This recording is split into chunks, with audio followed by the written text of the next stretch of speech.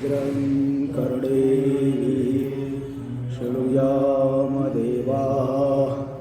भद्रं पश्येमाक्षभिर्यजत्राः स्थिरैरङ्गैस्तुष्टुवांशस्तनूभिर्व्यसेमदेवहितं यदायुः स्वस्ति न इन्द्रो वृद्धश्रवाः स्वस्ति नः पूषा विश्ववेदाः स्वस्ति नस्तार्क्ष्यो अरिष्टनेमिः स्वस्ति नो बृहस्पतिर्दधातु ॐ शान्ति शान्ति शान्तिः।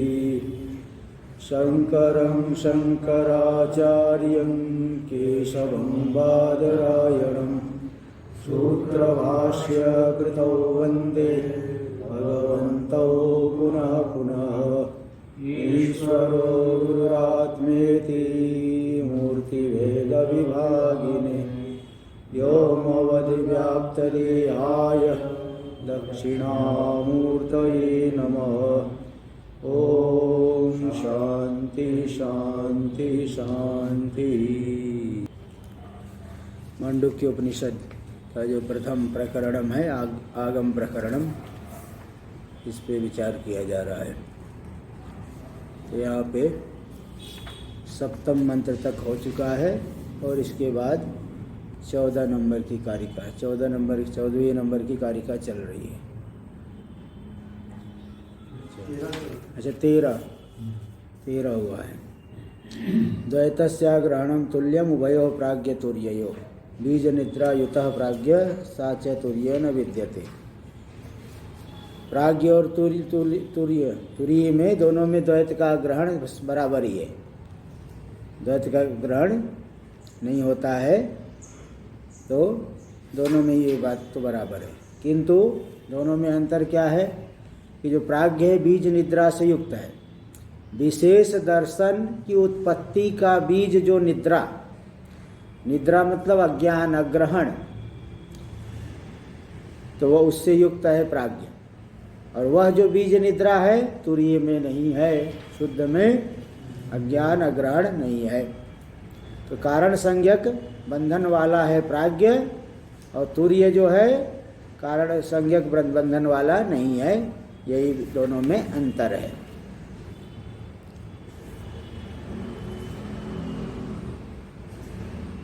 अच्छा पूरा हो गया था कि रह गया है? हाँ ठीक है, 1-2 पंक्ति रह गई थी।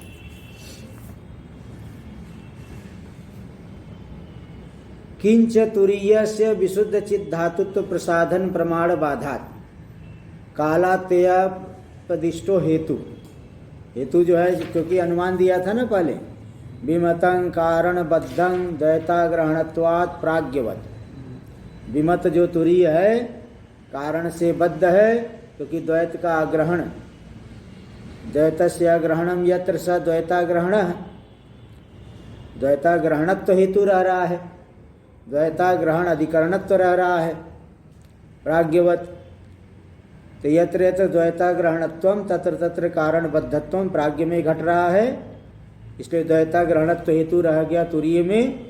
तुरीय भी कारण से बद्ध होना चाहिए। तो सिद्धांति ने कहा कि केवल द्वैत के अग्रहण होने से ही अज्ञान की सिद्धि नहीं होती है, बल्कि बीज निद्रा से युक्त होंगे तभी जो है वहाँ पे द्वैताग्रहणत्व मात्र रहने से कारण बद्धत्व की सिद्धि नहीं होती है, बल्कि उत्तर भावी प्रबोधादि कार्यापेक्षया नियत पूर्व भावित्वम कारण बद्धत्व प्रयोजक है। लेकिन तुरीय में ऐसा नहीं है। ठीक है, तुरीय में नहीं है, क्योंकि उत्तर भावी प्रबोधादि कार्यापेक्षया नियत पूर्व भावित्व तुरीय में नहीं है। यहाँ बता दी, क्योंकि वो तो शुद्ध है। और दूसरी बात जो है, तुरीय में विशुद्ध चित्त धातुत्व की सिद्धि करने वाला जो वेदांत प्रमाण है, यह अदृश्यम अग्राह्यम अगोत्रम अवर्णम अचक्षुश्रोत्रम इत्यादि जो नेति नेति इत्यादि जो वेदांत वाक्य है, तुरीय में कार्य कारण सबके अभाव को सिद्ध कर रहे हैं। इसलिए विशुद्ध चित्त धातुत्व की सिद्धि करने वाला जो वेदांत प्रमाण है, उस प्रमाण से बाधित हो रहा है कारणबद्धत्व, ये अनुमान, कारणबद्धत्व की सिद्धि करने वाला अनुमान। इसलिए वह आपका जो हेतु हो गया बाधित हो गया, कालात्ययापदिष्टो हेतु, कालात्ययापदिष्ट है यानी बाधित है। इसी बात को बता दी, सदा दृक् स्वभावत्वात्, सदा दृक् स्वभाव चैतन्य स्वभाव है ना, इसलिए तत्व प्रतिबोध लक्षणा निद्रा तुरीये न विद्यते। सदा दृक् स्वभाव है, ज्ञान स्वरूप है, इसलिए तत्व का प्रतिबोध रूपी जो निद्रा है, अग्रहण, वह तुरीय में विद्यमान नहीं है।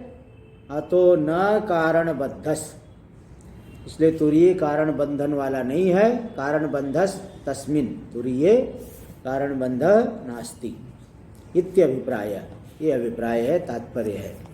टीका में देख लीजिए, नचत पूर्वोक्तोपाधि साधन व्याप्ति, बोले पूर्वोक्त उपाधि में साधन की व्याप्ति हो गई, क्योंकि उपाधि तो साध्य व्यापकत्व सती साधना व्यापकत्व, साध्य का व्यापक होने से साध होते हुए साधन का व्यापक होना चाहिए। ये जो उपाधि है ये उत्तर भावी प्रबोधादि कार्यापेक्षया नियत पूर्व भावित्व, ये तो साध्य का व्यापक तो है। यत्र यत्र कारणबद्धत्वम तत्र तत्र नियत पूर्व भावित्व रहेगा, प्रबोधादि कार्यापेक्षया नियत पूर्व भावित्व रहता है। वो चाहे सुसुप्ति दशा ले लो, चाहे जो है मूर्छावस्था ले लो, वहाँ ज्ञान है और उत्तर भावी प्रबोधादि कार्यापेक्षया नियत पूर्व भावित्व रहता है। साधन तो साध्य का तो व्यापक हो गया, लेकिन साधन का अव्यापक होना चाहिए। साधन है द्वैताग्रहणत्वम, यत्र यत्र द्वैताग्रहणत्वम तत्र तत्र उत्तर भावी प्रबोधादि कार्यापेक्षया नियत पूर्व भावित्वम, यह प्राज्ञ में तुरीय में सिद्ध नहीं है। द्वैत का ग्रहणत्व तो है तुरीय में, लेकिन उत्तर भावी प्रबोधादि कार्यापेक्षया नियत पूर्व भावित्व तुरीय में सिद्ध नहीं, क्योंकि श्रुति जो है उसको शुद्ध बता रही है, उसमें कोई सांसारिक धर्म है ही नहीं। इसलिए साधन का अव्यापक है। तो साधन का व्यापक है, साधन की व्याप्ति उसमें नहीं, लेकिन वो पूर्व पक्षी क्या शंका कर रहा है, नच पूर्व, नच को अभी अलग रखी, पूर्वोक्त उपाधि साधन व्याप्ति ही, पूर्वोक्त जो उपाधि है साधन के व्याप्ति उसमें आ गई। तो बोल रहे नच, ऐसा मत कहो, तुरीयस्य उत्तर भावी कार्यापेक्षया नियत प्राग भावित्वा भावात्, उत्तर भावी कार्य की अपेक्षा नियत प्राग भावित्व तुरीय में नहीं है, इसलिए साधन की व्याप्ति भी तुरीय में नहीं दिखा पा सकते, इसलिए उपाधि घट रही है। इति मत्वाह, तो तत्व इसी बात को मान करके बताए कि तत्व प्रतिबोध लक्षणा निद्रा जो है तुरीये न विद्यते, क्योंकि वह सदा दृक् स्वभाव है। तो दोषवत्वेन, दो दोष दिखाया गया। पूर्व पक्षी अनुमान कर रहा था, क्या अनुमान है जरा पढ़ो, पिछले पेज पे है, 57 पेज पे अंतिम पंक्ति टीका में है अनुमान। विमतम कारणबद्धं द्वैताग्रहणत्वात् प्राज्ञवत्, ये इस अनुमान में सिद्धांती ने दो दोष दिया। पहला तो सोपाधिक है, हेतु उपाधि से युक्त हो रहा है, और दूसरा दोष हो गया कि बाधित है, कालात्ययापदिष्ट। इसलिए दोष द्वयवत्वेन अनुमानस्य अमानत्वे, दो दोष होने से अनुमान यह प्रमाण नहीं रहा, अमान हो गया, प्रमाण नहीं रह पाया, इसलिए तो अपने सिद्धि नहीं करवाए। प्रमाण से सिद्ध होता है ना वस्तु, ये तो प्रमाण सिद्ध ही नहीं हुआ, प्रमाणाभास हो गया। इसलिए फलितम अतो न कारण बंधस तस्मिन् इत्यभिप्राय, इसलिए तुरीय में कारण रूपी बंध नहीं है। इस तरह से 13वां पूरा हुआ। कार्य कारण बद्धौ तौ इत्यादि श्लोकोक्तार्थम अनुभवावष्टम्भेन प्रपंचयति। जो विश्व और तेजस है, कार्य और कारण दोनों से बद्ध है, उनमें विपरीत भाव ग्रहण भी है और अग्रहण भी है, अज्ञान भी है और विपरीत ज्ञान भी है। तो कार्य कारण से बद्ध है विश्व और तेजस इत्यादि श्लोक में कहे गए अर्थ को अनुभवावष्टम्भेन प्रपंचयति, अनुभव के आधार पर विस्तार कर रहे स्वप्नेति। श्लोक नंबर 14। स्वप्न निद्रायुतौ वाद्यौ प्राज्ञस्त्वस्वप्न निद्रया न निद्रां नैव च स्वप्नं तुर्ये पश्यन्ति निश्चिताः।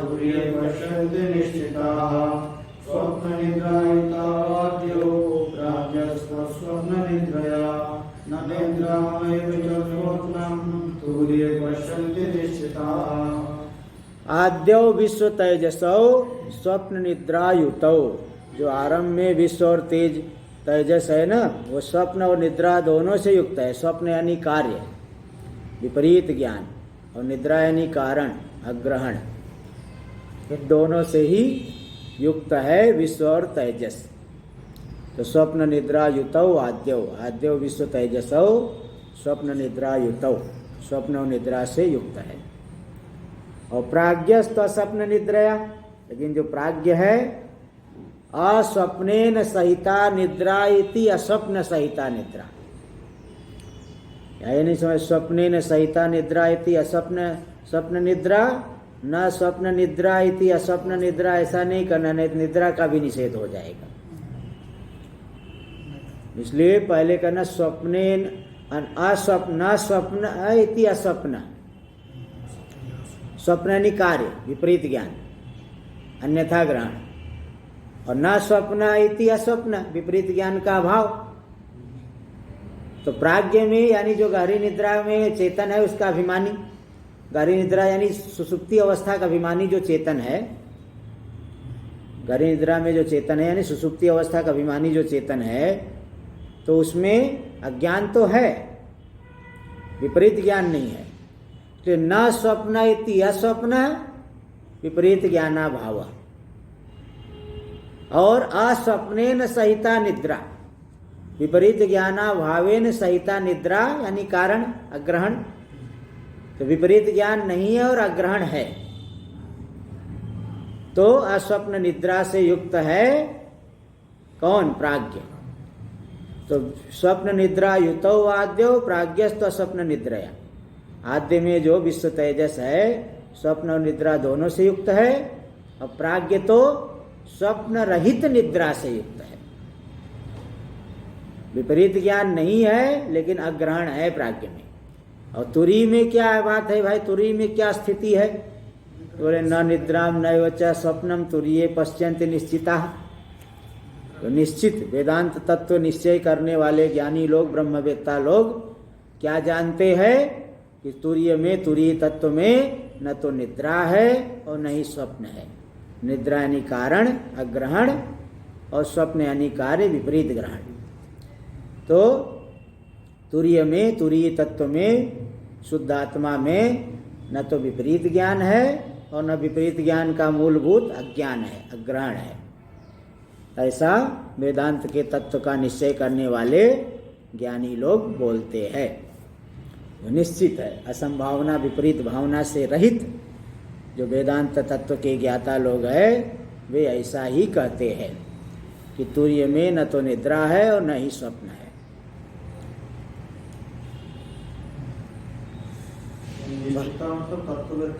हाँ, तत्ववेत्ता लोग हैं जो निश्चित है। तुरीय तत्व में जो निश्चित हो गए हैं, तुरीय का अनुभव कर लिए हैं, वे लोग यही कहते हैं कि स्वप्न में न तो निद्रा है, इसमें तुरीय में न तो निद्रा है न स्वप्न है। तुरीय तत्व में देख लीजिए भाष्य में, स्वप्नो अन्यथा ग्रहणम, स्वप्न का अर्थ है अन्यथा ग्रहण। सर्पयो रज्ज्वाम, जैसे रज्जु में सर्प को देखना ये विपरीत ज्ञान है, इसी तरह से यहाँ स्वप्न शब्द से अन्यथा ग्रहण विपरीत ज्ञान को लिया जाएगा। और निद्रा उक्ता, और निद्रा तो कह दी गई। क्या है निद्रा? तत्वा प्रतिबोध लक्षणम तमः, तत्व को नहीं जानना, अज्ञान अग्रहण रूपी जो तम है उसी को निद्रा शब्द से कहा गया है। और स्वप्न शब्द से अन्यथा ग्रहण विपरीत ज्ञान को कहा गया है, जैसे रज्जु में सर्प ज्ञान। ताभ्याम स्वप्न निद्राभ्याम युतौ विश्व तेजसौ, युक्तौ न युतौ, क्योंकि कारिका में युतौ आया है।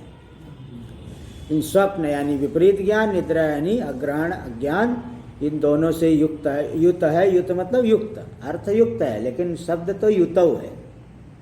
युतौ विश्व तेजसौ, विश्व और तेजस इन दोनों से युक्त है, इन दोनों के सहित है। टीका में अब देख लीजिए। ननु तेजसस्यैव स्वप्न युक्तत्वं युक्तम न तो विश्वस्य प्रबुद्ध्यमानस्य।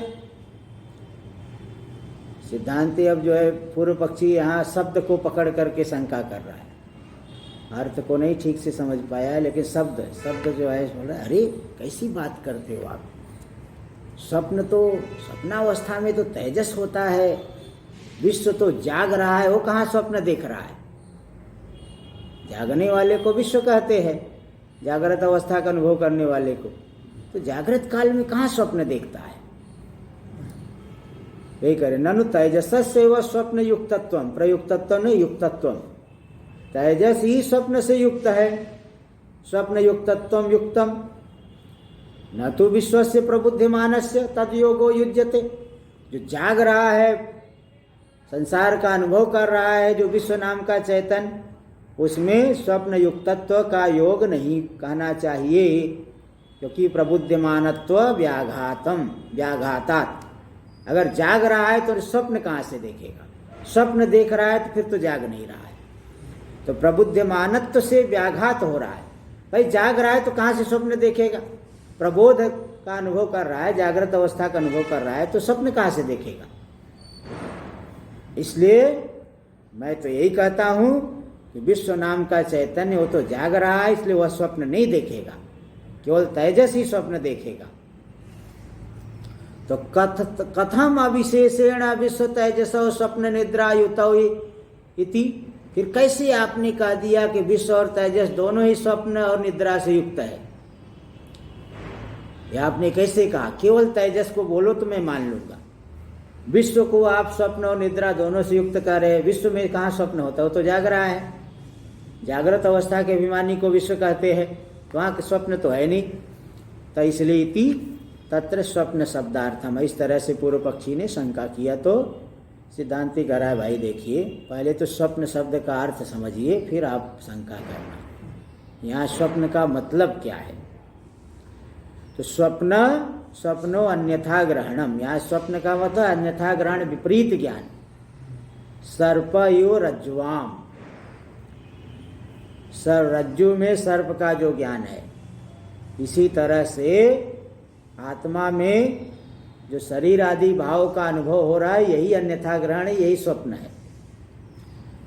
इसलिए जो विश्व नाम का चैतन्य भी स्वप्न ही देख रहा है। देखो टीका में दे रहे, यथा रज्ज्वाम सर्पो गृह्यमाणो अन्यथा गृह्यते। रज्जु में सर्प का ग्रहण है, वो तो अन्यथा ग्रहण हो रहा है, विपरीत ज्ञान हो रहा है। तथा आत्मनि देहादि ग्रहणम अन्यथा ग्रहणम, इसी तरह से आत्मा में देहादि भाव का अनुभव होना, मैं स्थूल हूँ, मोटा हूँ, मैं पतला हूँ, गोरा हूँ, काला हूँ, लंबा छोटा, ये जो देहादि भाव का ग्रहण होना, यही अन्यथा ग्रहण है। आत्मनो देहादि, अच्छा आत्मनो यहाँ पाठ है, आत्मनो देहेन्द्रियादि वैलक्षण्यस्य श्रुति युक्ति सिद्धत्वात्। आत्मा शरीर इंद्रिय आदि से विलक्षण, ये बात तो श्रुति युक्ति सभी से सिद्ध है। हाँ, श्रुति से भी सिद्ध है, युक्ति से भी। उपद्रष्टा अनुमंता च भर्ता भोक्ता महेश्वर परमात्मेति चाप्युक्तो देहेस्मिन् पुरुषः पर, गीता में आया। और न जायते म्रियते वा विपश्चित, हाँ, नायम कुतश्चित न बभूव कश्चित। अजो नित्य शाश्वतो यं पुराणो न अन्यते अन्यमाने शरीर। तो शरीर आदि से विलक्षण कठोपनिषद में भी बता दिया गया और गीता आदि में भी बता दिया गया है। तो आत्मा जो शरीर इंद्रिय आदि से विलक्षण है, ये बात तो श्रुति युक्ति दोनों से ही सिद्ध है। तेन स्वप्न शब्दितेन अन्यथा ग्रहणेन, यहाँ स्वप्न शब्दिना नहीं, स्वप्न शब्दितेन अन्यथा ग्रहणेन। तेन स्वप्न शब्दितेन, शब्दिना नहीं, शब्दिनेता नहीं, शब्दितेन। तेन स्वप्न शब्दितेन अन्यथा ग्रहणेन संसृष्टत्वम विश्व तेजसयोर अविशिष्टम। इसलिए स्वप्न शब्दित अन्यथा ग्रहण से संसृष्ट होना विश्व तेजस दोनों में ही समान है। आत्मा शरीर आदि से भिन्न और शरीर आदि भाव मालूम पड़ रहा है, यही तो विपरीत ज्ञान हो गया, अन्यथा ग्रहण हो गया। इसी अन्यथा ग्रहण को स्वप्न शब्द के द्वारा इस प्रसंग में कहा जा रहा है। स्वप्न का मतलब कोई लेट करके स्वप्न देख रहा है नहीं। यहाँ जो जागृत काल में विपरीत भाव शरीर इंद्रिय आदि में तादात्म्य का अनुभव कर रहा है, यह भी एक स्वप्न ही है। इसलिए स्वप्न निद्रा दोनों से युक्त हो गए, विश्व तेजस तो दोनों में ही संशिष्टत्व आ गया, स्वप्न निद्रा से संशिष्टत्व आ गया। अविशिष्टम समान ही है। इस स्वप्न शब्दितेन अन्यथा ग्रहणेन संसृष्टत्वम विश्व तेजसयोर अविशिष्टम। विश्व और तेजस दोनों में ही समान है कि स्वप्न और तो स्वप्न शब्दित अन्यथा ग्रहण से भी संश्लिष्ट है, विश्व भी और तेजस भी। और अग्रहण तो है ही, अन्यथा ग्रहण है तब तो अग्रहण तो है ही। तथापि निद्राणस्य व निद्रायुक्ता न तो प्रबोधवतो। बोले अच्छा, स्वप्न वाली बात तो क्लियर हो गई कि स्वप्न का मतलब आपने क्या कर दिया, विपरीत ग्रहण। एक किसी को जो है उसके विपरीत रूप में जानना। तो चलो ये बात तो, लेकिन ये जो निद्रा वाली बात है, निद्रा तो सोने वाले को होती है, यानी किसको होनी चाहिए, प्राज्ञ को। विश्व और तेजस में निद्रा कहाँ से आई। तथापि निद्राणस्य व निद्रा युक्ता न तो प्रबोधवतो विश्वस्य। सोने वाले को ही निद्रा कहनी चाहिए, जाग रहा है विश्व, उसमें निद्रा कहाँ से आ जाएगी। इत्याशंक्या निद्रा, इसलिए कह रहे भाई पहले तो आप निद्रा का अर्थ समझ लो। यहाँ पे अलग अलग प्रसंग में अलग अलग शब्द से किस किस को कहा जाता है ये देख लीजिए। यहाँ निद्रा उक्ता तत्वा प्रतिबोध लक्षणम तमः। निद्रा कहा गया है, जो निद्रा शब्द से जिसे कहा गया है वो तत्वा प्रतिबोध लक्षणम तमः, तत्व को नहीं जानना रूपी जो तम है, अज्ञान है, इसी को निद्रा शब्द से कहा गया है। अज्ञान तो विश्व तेजस प्राज्ञ तीनों में ही है ना। तीनों में ही, प्राज्ञ में भी अज्ञान तो है, इसलिए प्राज्ञ को अस्वप्न निद्रया, स्वप्न निद्रा से युक्त है विश्व तेजस, और प्राज्ञ अस्वप्न निद्रा से युक्त है, यानी निद्रा उसमें भी है लेकिन स्वप्न नहीं है, प्राज्ञ में विपरीत ज्ञान नहीं है। टीका में उक्ताभ्याम स्वप्न निद्राभ्याम विश्व तेजसयोर वैशिष्ट्यम निगमयति ताभ्याम। उक्त जो स्वप्न और निद्रा है, इन दोनों का वैशिष्ट्य, इन दोनों से युक्तता विश्व तेजस में है। विश्व तेजस में स्वप्न और निद्रा दोनों ही है, इसका निगमन कर रहे। ताभ्याम स्वप्न निद्राभ्याम युतौ विश्व तेजसौ। इन स्वप्न और निद्रा दोनों से युक्त है विश्व और तेजस। टीका में तयोर अन्यथा ग्रहणेन अग्रहणेन च वैशिष्ट्यं प्रागपि सूचितम। विश्व और तेजस दोनों अन्यथा ग्रहण और अग्रहण दोनों से युक्त है, इस बात को पहले भी सूचित किया गया है। इत्याह अतस्तौ कार्य कारण बद्धौ इति उक्तौ। इसलिए पहले कहा गया कि वे दोनों कार्य और कारण से बद्ध है, ऐसा कहा गया है। उक्तौ इति उक्तौ, ये दोनों कहे गए हैं। द्वितीय पादं विभजते, श्लोक का जो द्वितीय पाद है उसका विभाग कर रहे, अर्थ कथन कर रहे। प्राज्ञस्तु प्राज्ञस्तु स्वप्न वर्जितया केवलयैव निद्रया युत। स्वप्न वर्जितया केवलयैव निद्रया युत। स्वप्न से वर्जित, इसलिए अस्वप्न निद्रया। तो न स्वप्न इति अस्वप्न, अस्वप्नेन सहिता निद्रा इति अस्वप्न निद्रा। मध्यम पद लोपी समास हुआ है। तो प्राज्ञस्तु स्वप्न वर्जितया केवलैव निद्रया युत इति कारणबद्ध इत्युक्तम। इसीलिए उसको क्या कहा गया? कारणबद्ध कहा गया। वर्जितया या कर देना पड़ेगा।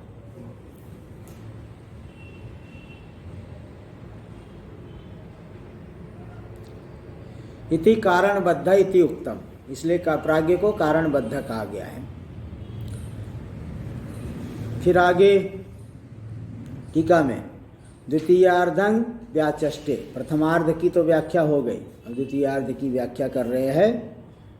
नो भयं पश्यन्ति तुरीये निश्चिता ब्रह्मविदो। तुरीय तत्व में जो निश्चय कर चुके हैं, जिनको असंभावना विपरीत भावना इत्यादि नहीं है, ऐसे जो ब्रह्मज्ञानी लोग हैं, वे तुरीय में न तो स्वप्न को देखते हैं और न ही निद्रा को देखते हैं।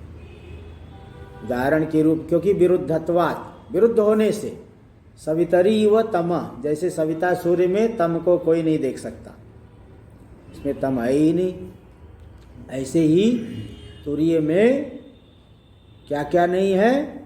स्वप्न भी नहीं है, निद्रा भी नहीं है। ऐसा तुरीय तत्व में निश्चय करने वाले ब्रह्मज्ञानी लोग कहते हैं। टीका में तुरीये निद्रा स्वप्नयोर अदर्शने हेतु माह है। तुरीय में निद्रा और स्वप्न दोनों का ही दर्शन नहीं होता, इसमें क्या हेतु है? विरुद्धत्वात्, क्योंकि विरुद्ध है। जो तुरीय तत्व जो ज्ञान स्वरूप है, उसमें कहाँ से आ जाएगा? हो ही नहीं सकता है। माया भले दिखा रही है अज्ञानी जीव को, लेकिन ज्ञानी पुरुष लोग अधिष्ठान को जान लिए, इसलिए उन्हें इसका भान नहीं हो रहा है, वे नहीं देखते हैं। टीका में अज्ञान तत्कार्ययोर नित्य विज्ञप्ति रूपे तुरीये विरुद्धत्वाद अनुपलब्धि। तुरीय जो विज्ञप्ति रूप, नित्य विज्ञप्ति रूप है, नित्य ज्ञान स्वरूप है, उस नित्य विज्ञप्ति रूप तुरीय में अज्ञान और अज्ञान का कार्य एकदम विरुद्ध है, हो ही नहीं सकता है। इसलिए अनुपलब्धि, अज्ञान और अज्ञान के कार्य दोनों की अनुपलब्धि हो रही है तुरीय में। इत्यत्र दृष्टान्तम, इस विषय में दृष्टांत दे रहे सवितरी व तम, जैसे सूर्य में तम होता ही नहीं है, इसलिए होता ही नहीं तो कहाँ से देखेंगे? ऐसे तुरीय तत्व का निश्चय जिन्होंने कर लिया है, वो तम, उसे तुरीय में न तो ज्ञान है न स्वप्न है। सवितरी उत्तम। टीका में तुरीये वस्तुतो ना विद्या तत्कार्ययोः संगतिरस्ति इति प्रागपि सूचितम इत्याह। तुरीय में वास्तव में अविद्या और अविद्या के कार्य का संबंध है ही नहीं, इस बात को पहले भी हम सूचना दे चुके हैं। इत्या अतो न कार्य कारण बद्ध इत्युक्तस्तुरीयः। इसलिए 11वें श्लोक में बता चुके हैं, नहीं 11वें में नहीं, हाँ उसी 11वें में ले ले। द्वौ तुरीये न सिद्ध्यत, दोनों ही तुरीय में सिद्ध नहीं हो रहे हैं, कार्य और कारण दोनों नहीं है, इस बात को हम पहले ही सूचना दे चुके हैं। अतो न कार्य कारण बद्ध इति उक्तस्तुरीय, इस प्रकार से तुरीय को कहा गया है, क्योंकि तुरीय में कार्य कारण का संपर्क हो ही नहीं सकता है। कदा तर्हि स्वप्नो भवति, स्वप्न फिर होता कब है? जब तुरीय में कुछ है ही नहीं, कब स्वप्न होता है? इत्यपेक्षायामाह, ऐसी अपेक्षा होने पर कह रहे हैं। देखो 3 नंबर टिप्पणी में दिए हैं, तुरीय निश्चय काले स्वप्न निद्रयोर अदर्शनम चेत। जब तुरीय तत्व का निश्चय हो गया तो स्वप्न और निद्रा का आदर्शन होता है, ये आपने बताया। यदि ऐसी बात है तद अभाव काले तद उभयेन भवितव्यम, फिर तो तुरीय के निश्चय का अभाव होने पर तब तो दोनों ही होना चाहिए। तो तत्र योगपद्य विरोधं मन्वानो, एक साथ में दोनों कैसे होंगे ये बताओ? स्वप्न भी हो और निद्रा भी हो, ये कैसे होगा? तो इसलिए वैसा मानते हुए तत्र योगपद्य विरोध, योगपद्य एक कालावच्छेदेन द्वयोर सत्वम विरुद्धम, एक कालावच्छेदेन दोनों कैसे होंगे ये बताओ? तो योगपद यानी निद्रा और स्वप्न में अभी भी शब्द के ही अर्थ को ले रहे हैं। एक साथ में निद्रा और स्वप्न कैसे होगा? तो योगपद्य विरोध को मान करके विवेकम पृच्छति, विवेक को पूछ रहे कदा तर्हि स्वप्नो भवति, स्वप्न कब होता है बताओ, निद्रा कब होती है? ये सब भी पूछेंगे। तो पहले तो पूछ रहे कदा तर्हि स्वप्नो भवति इत्यपेक्षायामः अन्यथा इति, कारिका नंबर 15। अन्यथा गृह्णतः स्वप्नो निद्रा तत्त्वमजानतः विपर्यासे तयोः क्षीणे तुरीयं पदमश्नुते। अन्यथा गृह्णतः स्वप्नो निद्रा तत्त्वमजानतः विपर्यासे तयोः क्षीणे तुरीयं पदमश्नुते। अन्यथा गृह्णतः स्वप्नो भवति, अन्यथा ग्रहण करने वाले को स्वप्न होता है। विपरीत ग्रहण कर रहा है तब तो स्वप्न होता है। स्वप्नावस्था में भी होता है, जागृत अवस्था में हो रहा है। तो जब भी अन्यथा ग्रहण करता है, विपरीत रूप से ग्रहण करता है, तत्व को ठीक से नहीं जान करके अन्यथा ग्रहण किया, जैसे रज्जु में सर्प को देख रहा है, तो यही स्वप्न होता है। इसी को स्वप्न कहते हैं, यही स्वप्न है। जागृत को भी इसीलिए दीर्घकालिक स्वप्न कहा गया है, लंबे समय तक स्वप्न चल रहा है, क्योंकि विपरीत ग्रहण कर रहा है, इसलिए भी एक स्वप्न ही है। बोले अच्छा निद्रा कब होती है बताओ? आप वाली निद्रा कब होती है? हम लोग तो सो ही जाते हैं, वो अलग बात है। आप वाली निद्रा कब होती है? बोले निद्रा तत्वम अजानतः भवति, तत्व को नहीं जानते हैं तो निद्रा हो गए। अग्रहण, तत्व का ग्रहण अज्ञान, ये निद्रा है। ग्रहण का मतलब कोई ग्रहण का प्राग अभाव नहीं लेना, नैयायिकों की तरह। अग्रहण मतलब अज्ञान है, भाव पदार्थ है। अज्ञान को अभाव पदार्थ नहीं ले सकते, क्योंकि अभाव से जगत की उत्पत्ति नहीं हो सकती, अभाव से जगत नहीं बन सकता। इसलिए वहाँ अग्रहण का मतलब अज्ञान लेना है, ग्रहण का प्राग अभाव नहीं। तो विपरीत ग्रहण कर रहा है तो स्वप्न होता है, और तत्व को नहीं जानता है तो अग्रहण है। रज्जु को नहीं जान रहा है, अज्ञान है रज्जु का, और वहाँ सर्प देख रहा है, विपरीत ज्ञान है। तो जो रज्जु का ज्ञान, इसी को निद्रा शब्द से कह रहे हैं, और रज्जु को सर्प जान रहा है, इसी को स्वप्न शब्द से कहा जा रहा है। नहीं जानना अज्ञान है, इसी को निद्रा शब्द से कहा गया।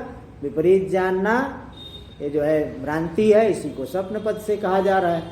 तो विपर्यासे तयो क्षीणे, कार्य और कारण संबंधी इन दोनों विपर्यास के क्षीण हो जाने, विपरीत भाव के क्षीण हो जाने पर, अग्रहण अन्यथा ग्रहण दोनों के विपर्यास के विपरीत भाव के क्षीण हो जाने पर, जब दोनों ही हट गए, ज्ञान से अज्ञान हट गया और अज्ञान कार्य के सहित अज्ञान हटा, तो तुरीयं पदम अश्नुते, तुरीय पद का अनुभव कर लेता है। दोनों ही बंधन हट जाते हैं तब।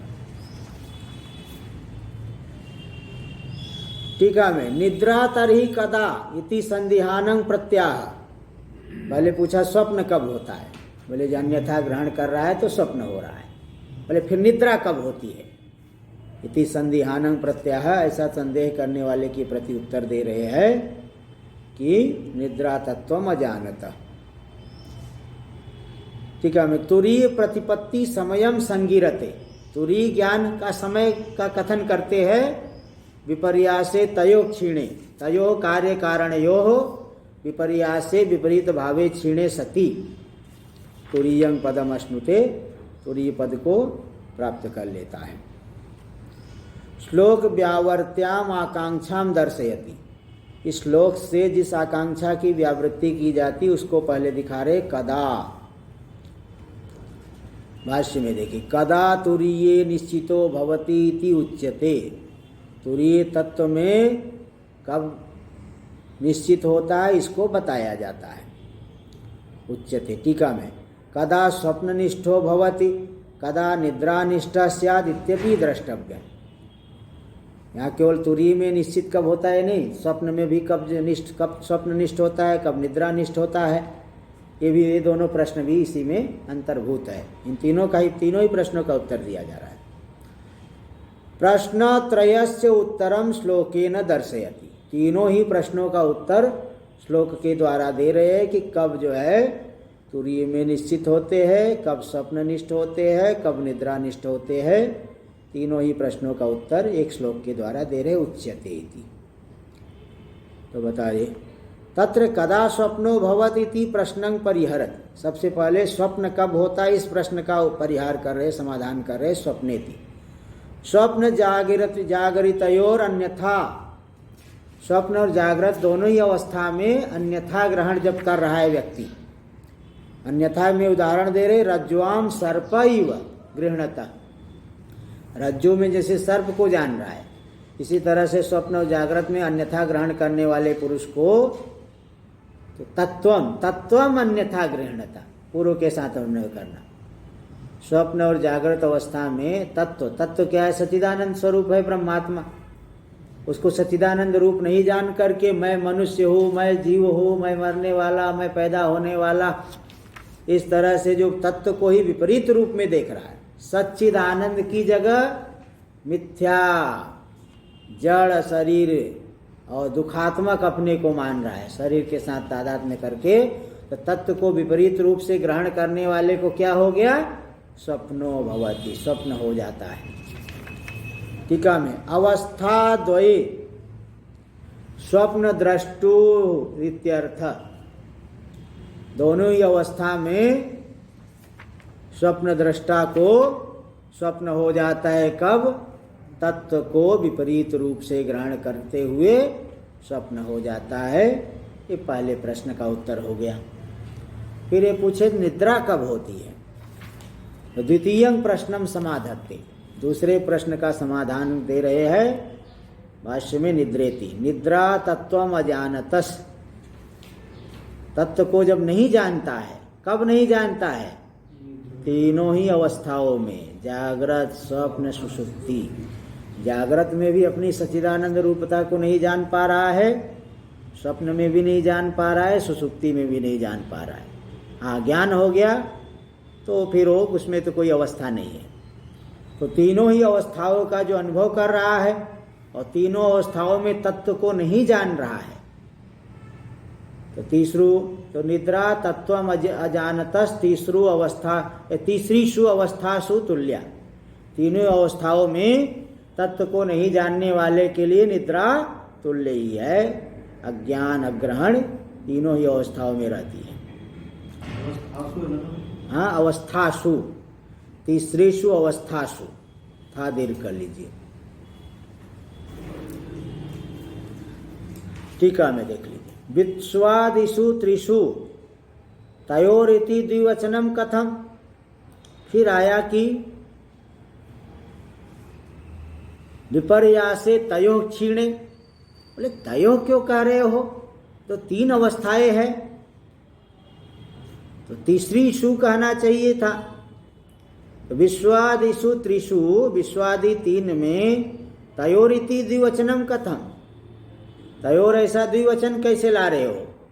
व्याकरण की गलती है भाई, पूर्व पक्षी कह रहा है, आपने कारिका में व्याकरण की गलती कर दी। तयो की जगह तीसरी शु कहना चाहिए था। इत्याशंका, बोले नहीं, तीनों अवस्थाओं में दो का विपर्यास, जब क्षीणो, दो यानी स्वप्न और निद्रा, इसलिए तयो से लेना स्वप्न निद्रयोस। भाष्य में दे रहे, स्वप्न निद्रयोस तुल्यत्वात् विश्व तेजसयोर एक राशित्वम। विश्व और तेजस दोनों में स्वप्न और निद्रा बराबर ही है। इसलिए दोनों के एक कोटि में ले लिए, दोनों के एक ही मान लिए। और अन्यथा ग्रहण प्राधान्याच गुणभूता निद्रा। अच्छा टीका में देखिए, विश्व तेजसो एको राशि, विश्व और तेजस एक कोटि में है। चलिए इसको आगे अगले पाठ में 3 दिन अध्याय के बाद करेंगे। ओम भद्रं कर्णेभिः शृणुयाम देवाः, भद्रं पश्येमाक्षभिर्यजत्राः, स्थिरैरङ्गैस्तुष्ट्वा देवहितं यदायुः। स्वस्ति न इन्द्रो वृद्धश्रवाः, स्वस्ति नः पूषा विश्ववेदाः, स्वस्ति नस्तारक्षो अरिष्टनेमिः, स्वस्ति नो बृहस्पतिर्दधातु। ॐ शान्ति शान्ति शान्तिः। शङ्करं शङ्कराचार्यं केशवं बादरायणं, सूत्रभाष्य कृतौ वन्दे भगवन्तौ पुनः पुनः। ईश्वरो